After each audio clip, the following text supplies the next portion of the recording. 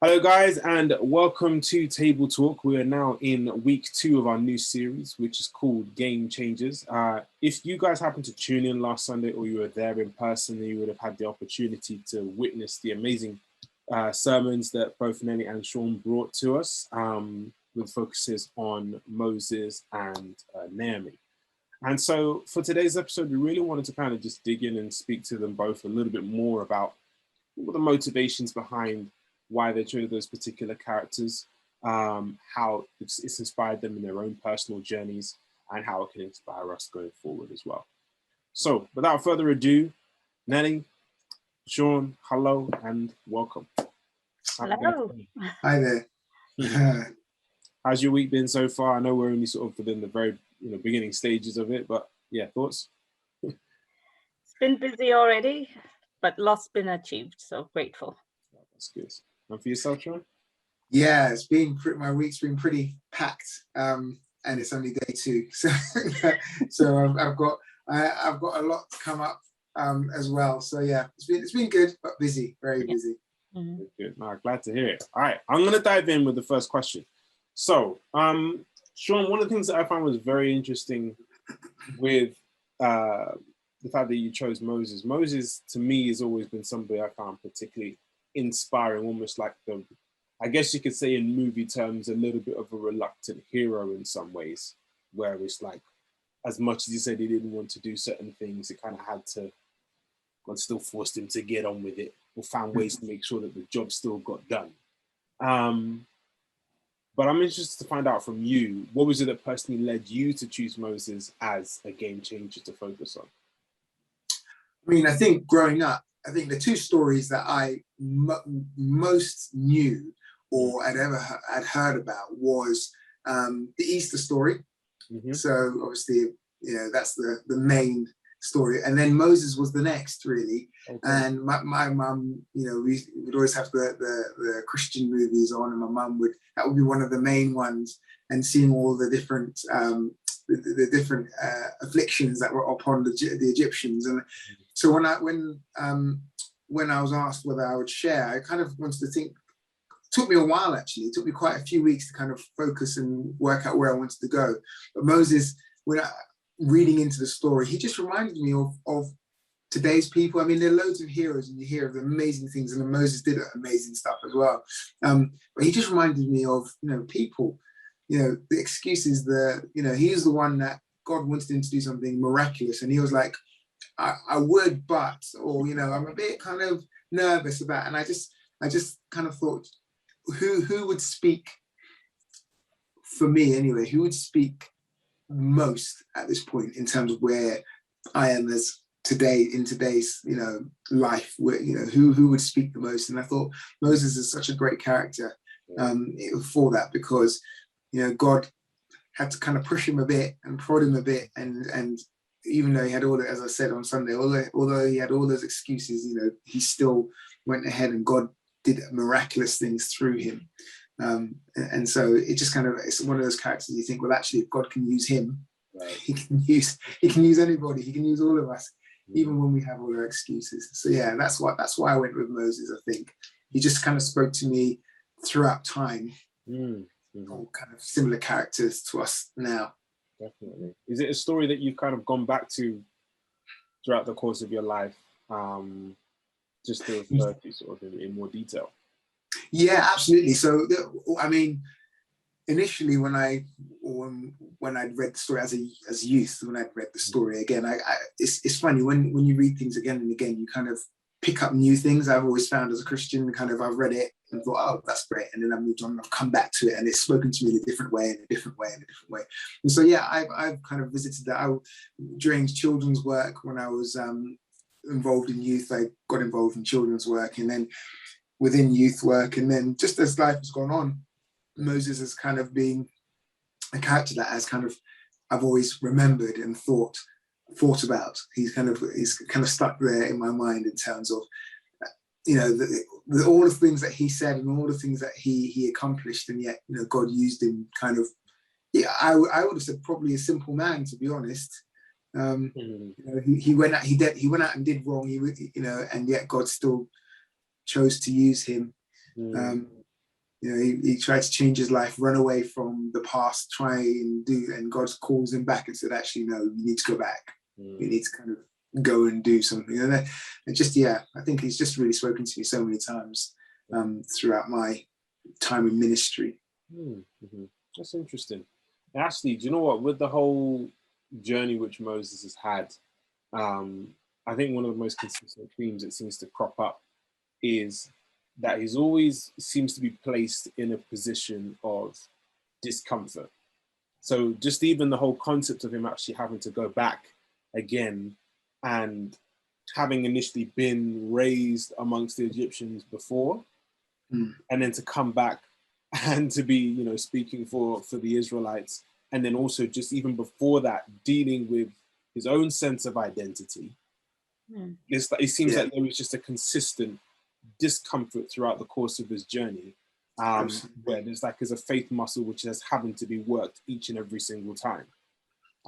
So for you then, in turn, how comfortable would you say you are now when you kind of been looking at Moses' story and other, you know, references throughout the Bible, and you've kind of got, you know, the tools of scripture that you've grown up with?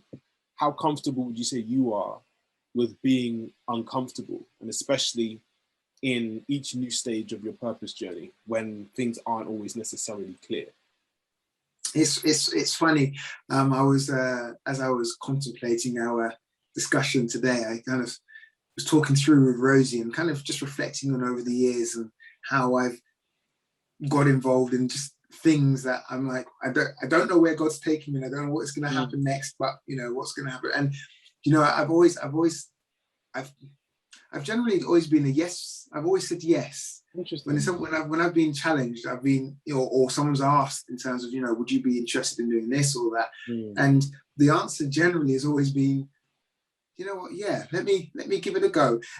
But I'm quite compartmentalized in terms of how I think things through. So the answer is yes first. I'll worry about the discomfort next down the road. So I'm always kind of like, okay, let's, you know, this sounds like a fantastic opportunity. This is something that could be really great. I don't know what's going to come from it, but it could be really exciting and great. Yes, let me get involved. So, you know, I remember I was part of the chaplaincy team at the local prison for young people. And I was just asked, you know, would you be interested? We went as a life group once, and I just thought, oh, this is different. This is interesting. And they said, would you come and share? And I was like, I've never spoken in front of a group of young people that have committed crimes or you know, are incarcerated, but okay, let's give it a go. Let's see how it goes. And that went from that one-off to actually becoming part of the chaplaincy team, to actually going through all my checks and then going on ward to you know, as a mentor for some of these young people. And I never imagined that's where I would be doing or what I'd be doing. So a lot of times I kind of say yes, let me get involved. And then down the road, when the discomfort comes, I'm just like, well, I'm in it now. God, I need to kind of not rest on my own laurels. I need to, God needs to be part of this plan. It wasn't, you know, it's not just my choice to get involved. I've been asked, so God, I need you. Yeah, well, this is going to be another time I need you to kind of help me in this uncomfortable season or this uncomfortable time as I go in and do something new. And so, yeah, it's so I think the long and short of it is I don't really consider it till I get closer how uncomfortable the session is going to be. And I think that's learned. I think early days, I always sort of think, you know, oh, I don't know. I don't know if I should do this. You know, and God is kind of taking me through that journey of actually kind of, don't worry about that bit. You know, what is God going to do in this situation? How is God going to be able to use me here? How can I speak into a life or speak into this season or these people? And I think that's kind of really helped with that feeling uncomfortable and kind of stop focusing on self and looking at ask and look outwards in terms of what God is calling me out there to do. And as I said, I've had some fantastic opportunities that have come my way, and just for saying yes, really. Wow. So with that then, like, I think, especially when it comes to new beginnings, I always find that it's easier if you have a sense of purpose of, I guess, why you're here and knowing where you're going to a degree, just in terms of like a loose direction. So like for me, for myself, like film is front and center, like a key part of my purpose journey. And until I had that sort of North Star, so to speak, there was periods in my life where it was, whilst trying to find that, it's sometimes difficult to accept new challenges, or it's even more uncomfortable not knowing where it's going to head. So I guess for you then the question is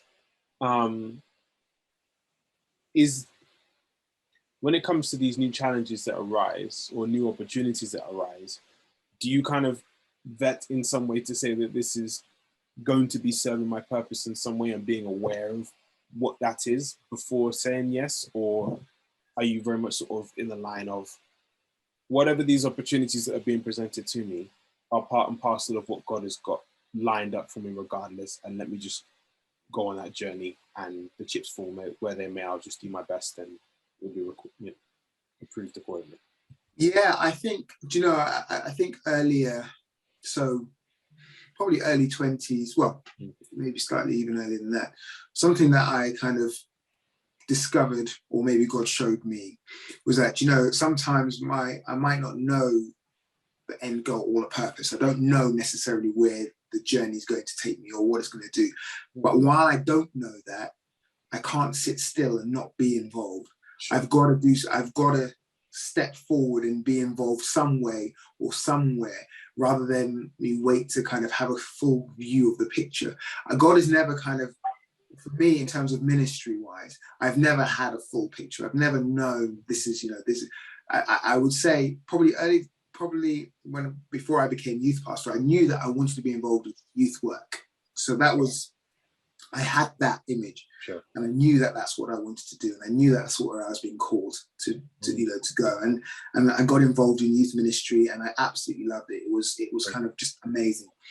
And then as my journey took me forward, I stepped out of paid ministry and became voluntary, but went into youth work within Milton Keynes College. So I was then the youth worker and I oversaw that. And I kind of had almost the best of both worlds. I was seeing young people from church, in church, but also I was seeing them in their daily life. I was in there, and you know, I didn't know where God was going to do with it, but I thought this opportunity to come, let's grab it and see where it takes me. And I think, I guess I've kind of got this ethos of better that I get involved and it goes wrong than I sit on the sidelines and don't and miss out on something that could be amazing. And I've got to say that journey at Milton Keynes College, I was able to be in a lot of our young people's lives daily, as well as impacting those young people that weren't necessarily Christians, but wanted to explore. Sure. And you know, I wanted to kind of understand more about themselves and why they're here. And you know, that for me, that was part of the journey. That was part of my ministry. You know, we launched Christian Union that had never happened at the college ever before.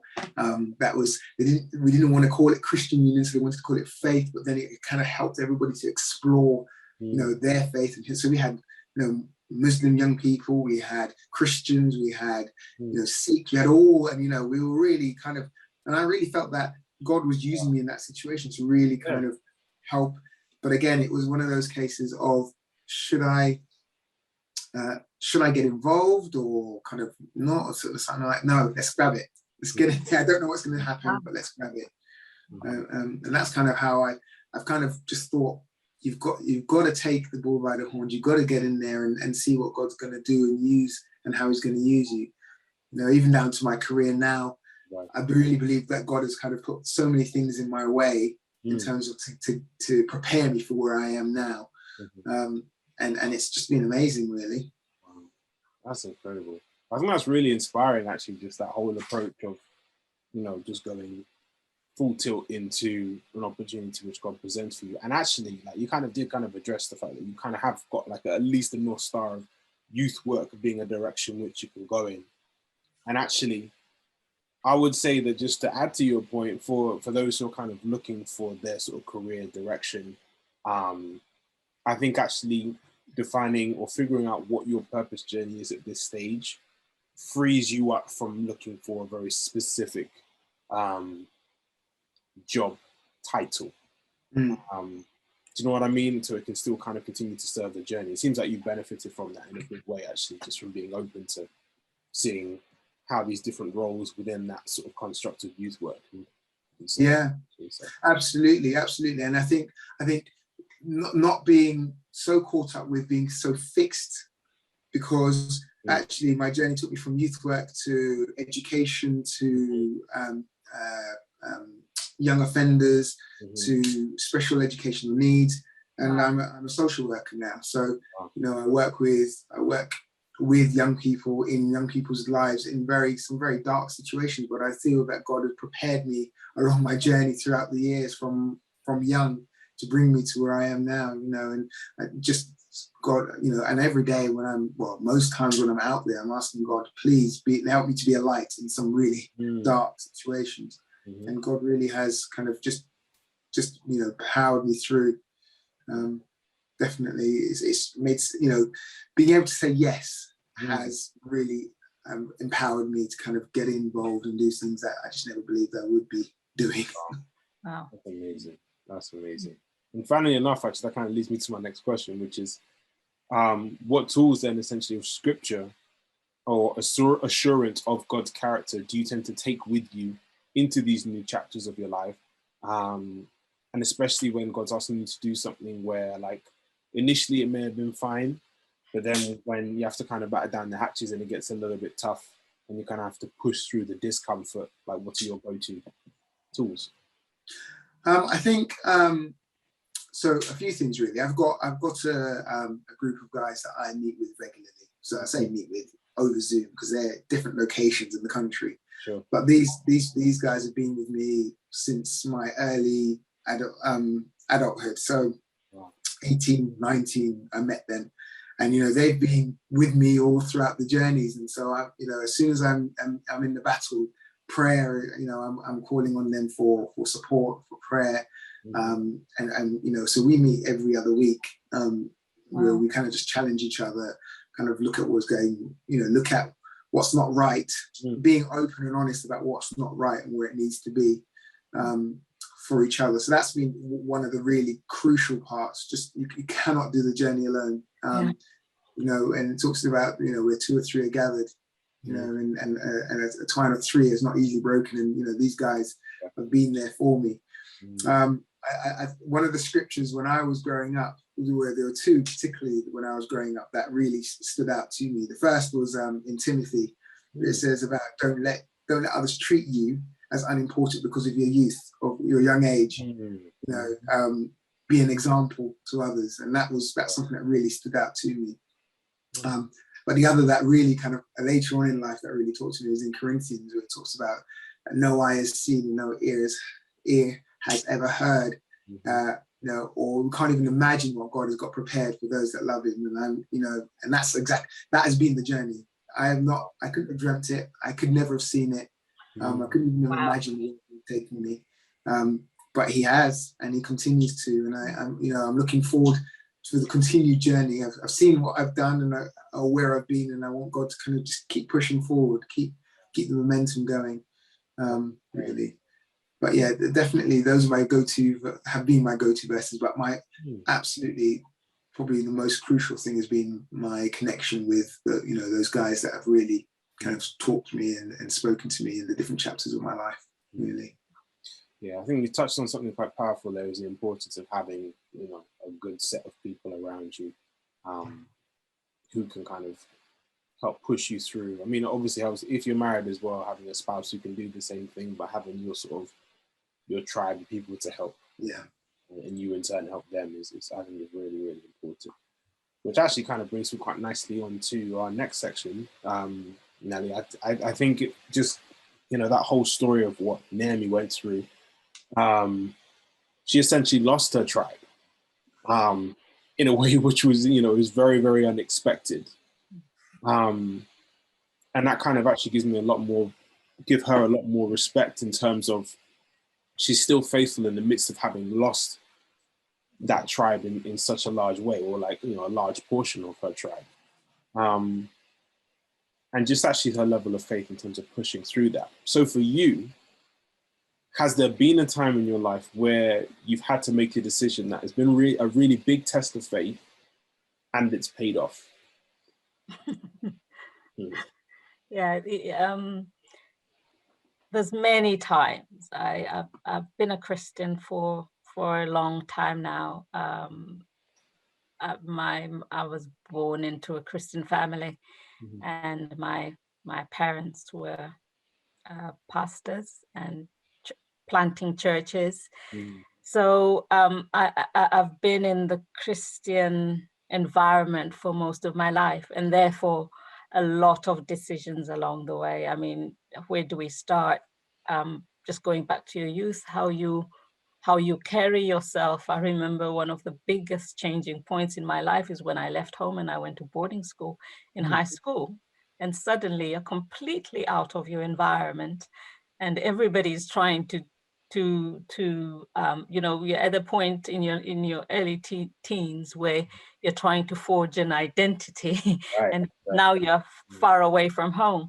And I think I look back at those times to say everything that I had been taught to that point, I suddenly had to live out on my own in a completely different town. And I think from then on, it's been a decision. I suppose we make decisions all the time, every day, big and small. And so, yeah, I think I have had a lot of decisions. I was born in a different country. Here I am in this country. Where do we start with those big decisions? But what I would say to that is that the outcome in terms of it paying off, sometimes it doesn't follow.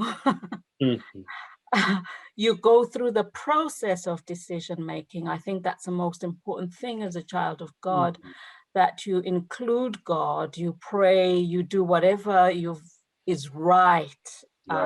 You take the decision. I mean, what Sean has just been sharing about, even sometimes there are times when you can't even overthink it, because once you get to that point, you just have to say yes to this decision. Because sometimes, I know people who spend a lot of time in trying to get a sign. Maybe there are times where you have to do that and get a sign, but sometimes there are no signs that come along, and you have to make a decision and move on, just on the basis of what you believe God allows in your life. And it's not necessarily going to take you to places where your faith is going to be challenged in such a way that you might not be able to maintain your faith. So sometimes you make decisions just based on that. And even having done that, I mean, the whole story of Naomi that we were sharing is, it was probably a good decision based on the information that they had, which was there was famine in the land, and so they went. I know there's a lot of people also who question that, and people interpret it quite differently. My own interpretation is they made a good decision based on what was, and it was just about survival of the family. But sometimes what the point I wanted to make is that the outcome sometimes might not necessarily follow how good the decision is, or how much you've prayed and fasted and invited God and you felt the peace, as we normally say as Christians, I just have a peace about it, so I believe God wants me to do. Sometimes you do all that, but sometimes the outcomes might not necessarily follow. And you look all over the Bible. Things don't necessarily, they're not rosy, in a sense that just because you've done all the right things, that decisions are fine. So for me, the big thing is then what happens when the decision is not, the outcome is not according to what you're expecting. And I suppose that's really the point of challenge in terms, what do you do about it? And I suppose for me, from that story was just going towards God and back to his provision, rather than staying in a place where you now know, or even in yourself, because sometimes what's happening more than what's happening outside is what's happening inside yourself. Sure. So are you having a pity party forever? Sometimes you need to cry at some point, but how long do you stay crying? A year, 2 years, still moaning about what happened 10 years ago? At what point do you actually pick up from where you are and move on with life and back into what God, it's almost like the direction of your travel and, your countenance facing towards God rather than away from him. Absolutely. So in that then, when you've been in situations where, as you say, you prayed for a particular outcome, you stepped out in faith, and the outcome hasn't been necessarily what you had envisaged it would be, there may be some aspects which have been, or it takes longer than what you'd initially imagined it would do to get to this particular place, which, has been promised. First and foremost, when you're in the midst of that, one, what does that dialogue look like with God? How does he sort of communicate with you in those moments? And two, what do you refer to, I guess you could say, re-up on your faith if it is starting to feel low at that point, or you're starting to question, hang on a minute, like I was kind of hoping for a different outcome. Yeah. What's your go-to? Yeah. I think I've come to say to myself that I am better off with God than without God. Mm-hmm. Because, Jesus says some very powerful words about himself. He says, I am the light of the world. Mm-hmm. And so we know that when we get into difficult spaces, there's a darkness that comes upon us and, more importantly, our souls. Yeah. And it is only the light of God and allowing him to shine into our situation that is able to dig us out of our holes. Because I believe that we have an enemy. Our souls have an enemy. And the enemy wants to trap us in any place. And, when the Bible speaks of do not give him space, because if you give him a foothold, he steps in and then he owns the place, right. And then you are a prisoner. And therefore, when I realize what's going on, it's the self-awareness, which is why, in a sense, we were talking about that a little bit about, take account, take stock of where you are. Where am I with the decision that I made? I might have made the decision in a good place, but is the decision still working? If it's not, I need to go back to God, because I do believe as children of God, he has a way for our provision all the time. It might not look like the way that I thought it would, but if I always keep my attitude going towards God, there's a point of salvation for me. Absolutely. Absolutely. And what does that conversation look like then between you and God? How do you two talk? One of the things that I learned from my dad was that when things are tough, the first thing that you need to do is acknowledge. Don't lie about it.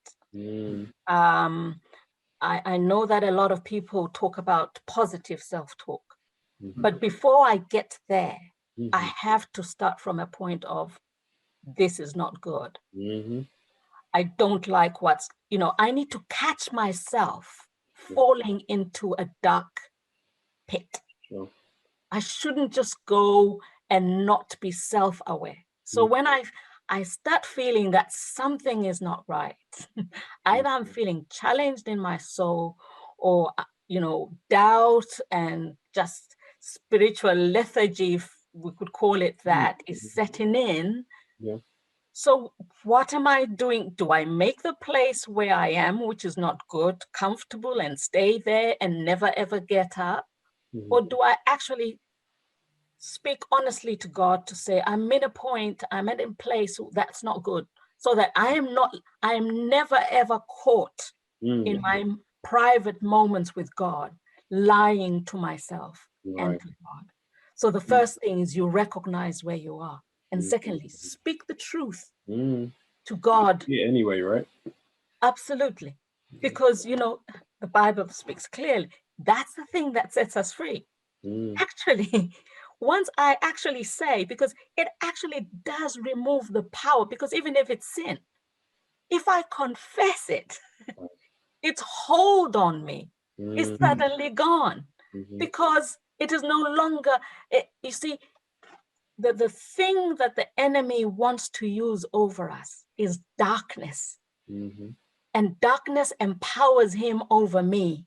Sure. But once I allow the light of God to shine into the situation, and then I speak the truth about the situation, there is liberty, because that's my first step to deliverance. And therefore, when I speak to God about the things that are not right, and I speak honestly about him, I allow him. So even when I'm hurt and I'm bitter and I'm all these things that are not good, that I know are not where God wants me to be, but if I call it that, which is what Naomi said, she said, don't call me Naomi, right now call me bitter. But she was speaking the truth about her situation. And that is the first thing that then leads you towards God, because God can deal with me because I've owned where I am, and I've not tried to say, I'm not really that bad. And when people ask you, you try to, you're not going to be helped, because you are not owning up to where you are. So to God, the conversation goes with where I am and the fact that I don't like it, because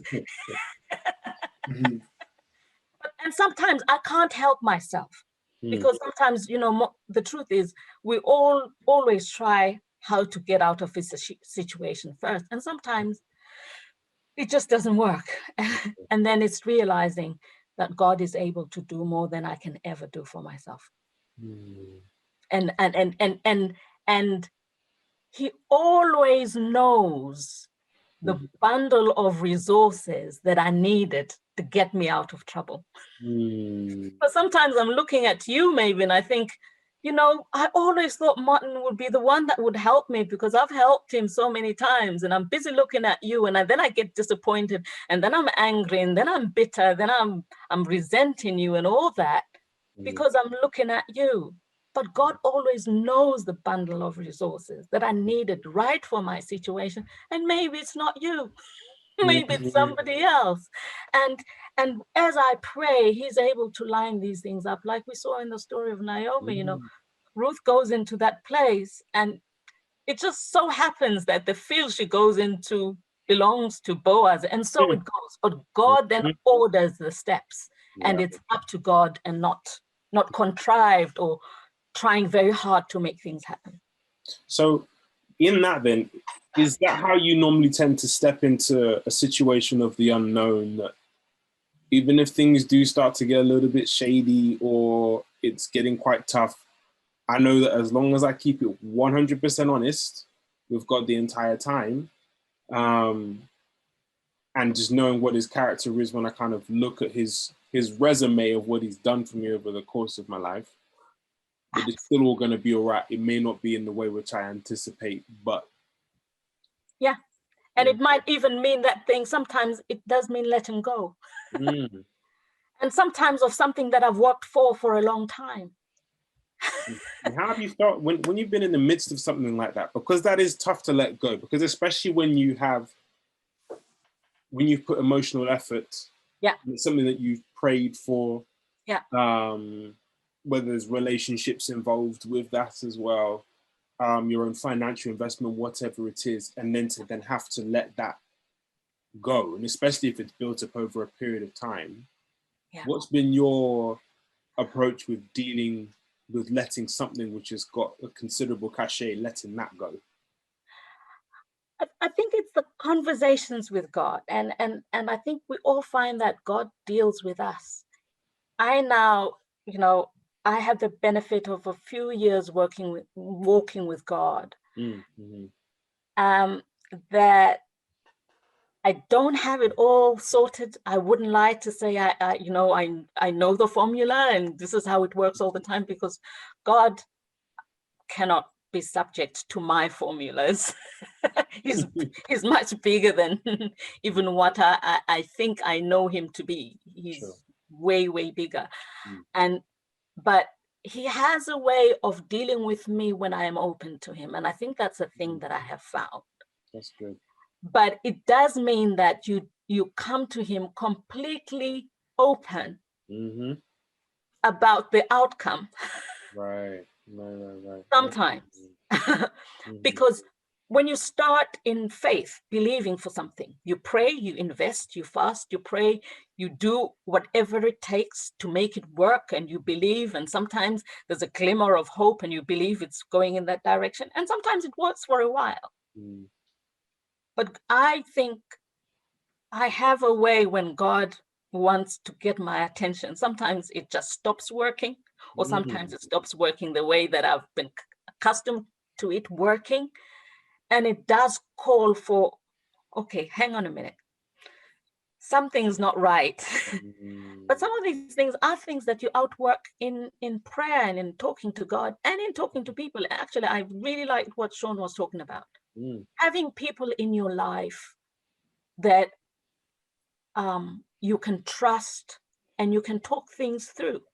But sometimes it's not even those people, because when you have something, I found that when I have something in my head, sometimes it would be television, somebody talking something completely different. But it's almost like those moments of the ray of light that falls in that moment. And I know that exactly that person has spoken into my situation. It might be on a completely different matter, but it's given me a perspective that has helped me to understand what I am dealing with.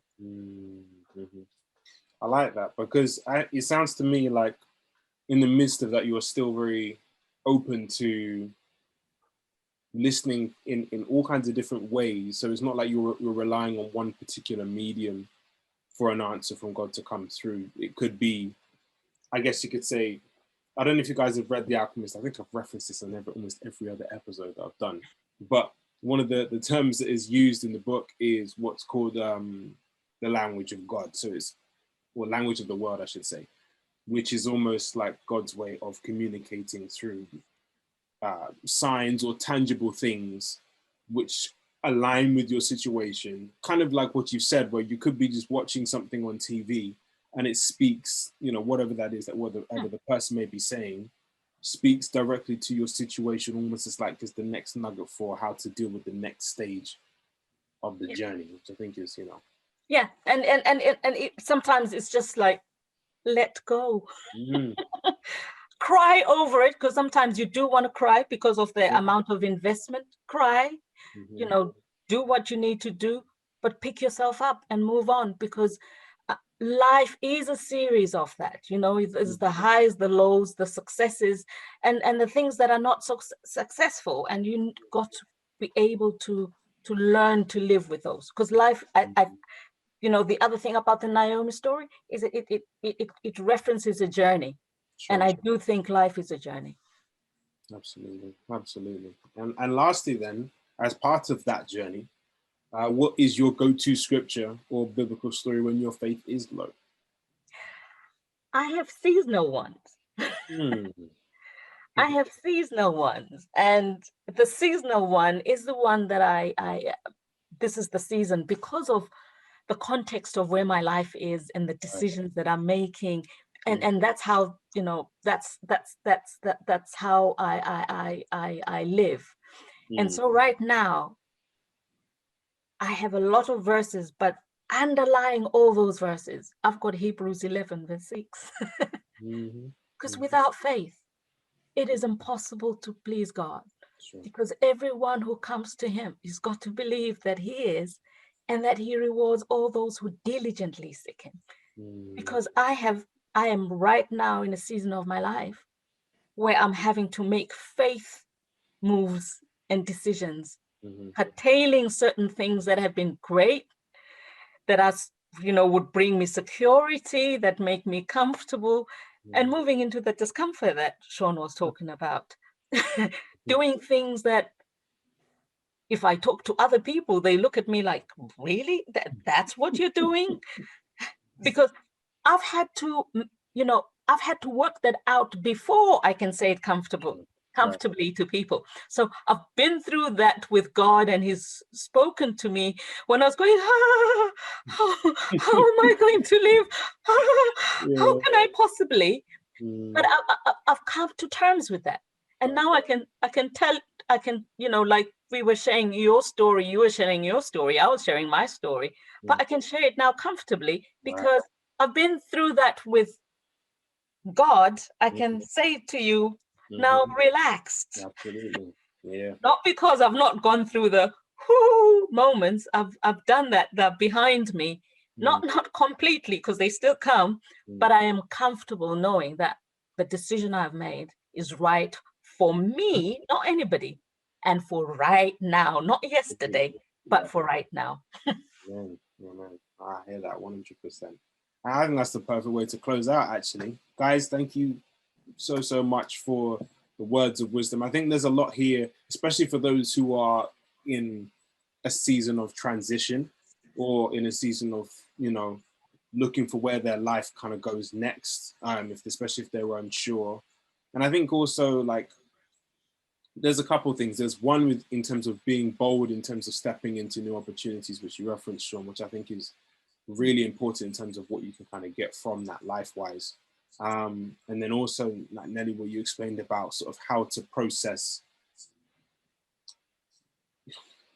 I guess I would say, when life doesn't sort of necessarily match your expectations, but also how you have those conversations with God where you are 100% honest. Yeah. And the two of you acknowledge what is not working or how you may be feeling before you can then move forward. I think it's so crucial that you highlighted that step. So guys, I really appreciate your time with this. Thank you so much, and thank you all for watching as well. I really appreciate your time. As you know, we always have at least 2 services, so we're back to 2 services now, as you know. So we have 9 a.m. and 10:45 a.m. We would love for you to join us in person this Sunday. If you do intend to come, then please make sure that you book online. And if you can't make it in person, then that's okay. You can always watch online as well. So have a wonderful week, and thank you again for tuning in on Table Talk. And Nelly, Sean, thank you once again for your time. Much appreciated. Thank you, Martin. Thanks everyone. Bye-bye. Take care, guys.